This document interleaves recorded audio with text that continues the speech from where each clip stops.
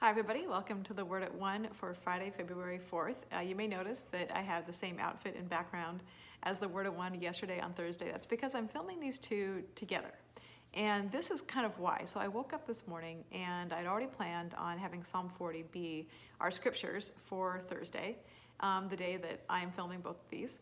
And as I looked at Finding God on Fridays, these two kind of themes joined in my mind and in my heart.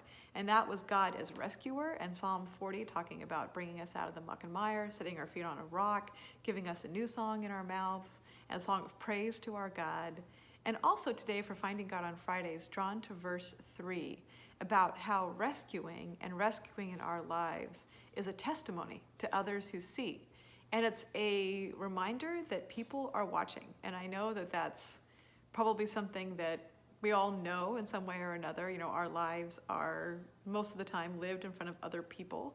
And the last couple of years, maybe less so, because we've been a little bit more isolated due to the global pandemic.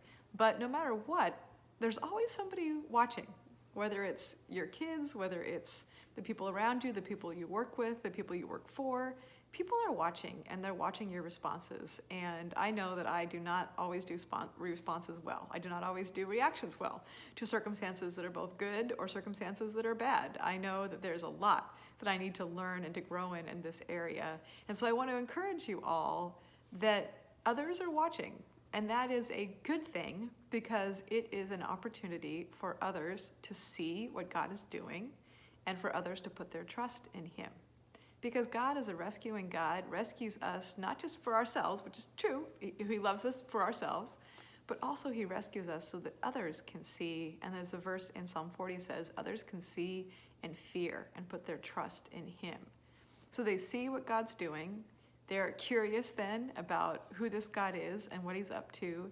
And when they fear who He is, fear is a good thing and a bad thing. You know, fear works to bring us to the Lord sometimes. But fear is also an awe, a respect, a recognition of God's great power and authority, and God as the ultimate judge in our lives. And then that final part is to trust in Him.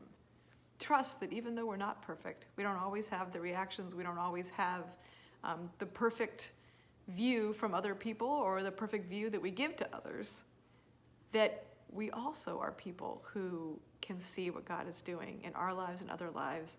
And because of that, to fear God, to have awe and respect, and then to trust Him, to trust that all things truly are in His hands.